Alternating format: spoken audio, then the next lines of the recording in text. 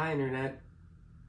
This is going to be a short video-ish about how to collect for games.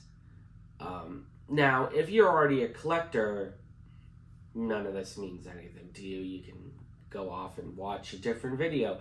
But if you're someone who is doing what I did in the beginning, which is binge watching other people's collection videos and wondering, well, how do they do it? This video is for you. This is not going to be a where to find sort of video, because that all depends on your situation, where you live, what country you live in, do you have access to proper internet shipping and stuff like that. Because you could very easily just go to eBay and start shopping and buying stuff like that. But to me, that's not really collecting, if that makes any sense. If you have everything available at your fingertips at any time, that takes all the fun out of shopping. See, what I think of when I think of collecting is going to the shops and not necessarily knowing what's going to be there and just kind of exploring. That's the fun of collecting for me. Anyways, I've said that many times before. So step number one is determine your budget. That's always the most important, because, all this stuff at the end of the day costs money. That costs money, that costs money, that costs money, that costs money. Everything here costs money. If you don't have any money, don't collect. It's that simple. I've been fortunate enough in life to where I'm in a position where I can collect. This isn't like me, this isn't like my parents' money or anything. This is all me. I work full time, 40 hours a week, 9 to 5. And I'm able to go out and spend some of my extra money for video games. And that's what makes it fun. If I want something really expensive, I save up for it. But the point is, know your budget. If you're living, paycheck to paycheck, it's probably not the best idea to buy everything I have, all of this, all of that. That's very irresponsible. And the whole point of collecting, you can collect, obviously collect whatever you want. If you want to collect, video games, go ahead. But do it responsibly. I say that like it's some type of drug or something. But at the end of the day, know what your budget is and know what you can and can't afford. If you want a PS5 and you can afford it, then by all means buy it.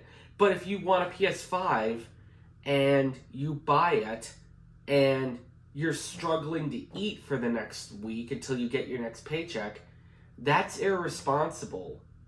And that's not good. Keep in mind, always remember this. This is the number one thing that I want people to remember if they're ever getting into collecting, or if they already have a collection. It's just video games. That's it. All this stuff is just plastic and boxes. It's not going anywhere. This Game Genie guide will still be here tomorrow, and a week from now, and a month from now, sitting in a shop. You don't need everything right away. Just know your limits. And if it starts to go too far, always remember, you can always sell this stuff. It's not permanent. It's nothing that you can't get rid of. I've gotten rid of tons of stuff that I don't need. I've done videos on it before. That's the number one thing. Know your limits and know what you can get rid of. And get rid of it if you need to. I've gotten rid of stuff because bills have popped up. I don't want to get rid of stuff because I like having it, but at the same time, tomorrow, if my car needed a new transmission, that PS5 would be the first thing to go. As much as I don't want to get rid of it, I would gladly get rid of it if it meant I would be financially stable. So, know your limits. The second thing is just have fun with it. Collecting is what you want it to be. You don't have to collect everything like I do. If you just want a simple retro TV and a few N64 games, go right ahead. I'll be your biggest fan. If you want to collect just Switch games, collect Switch games. If you're the type of guy who wants, I don't know, I have a couple PlayStation 2s back there. If you just want to do PlayStation 2 stuff, do that. If you're a handheld gamer and you want to just do handheld games, do that. Collecting is whatever you want it to be. So make the most of it.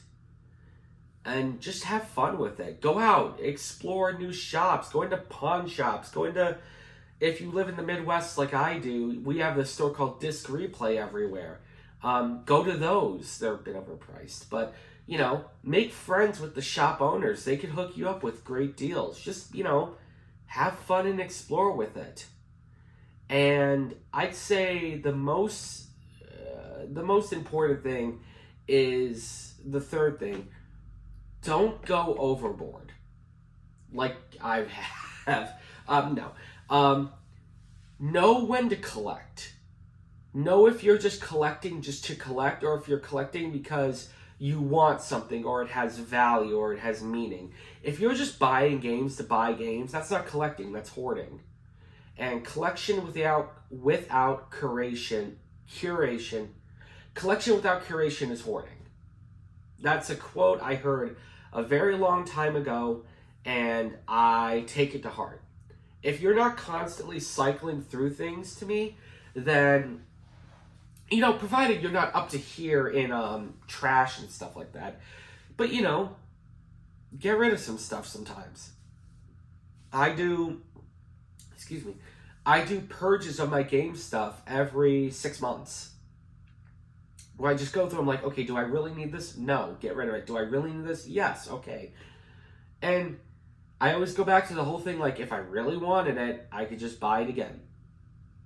So, that's just a few things to kind of get you on the right path to collecting. Know your budget. Don't go overboard. And have fun with it. Know your budget being the most important. But just, you know your budget. That's the most important thing. Thank you very much for watching. Like, comment, subscribe. Thank you for the PS5 video I did before Christmas is doing great numbers, and I'm really shocked about that. So thank you very much for that. If you're a new subscriber, welcome. And thank you very much for watching.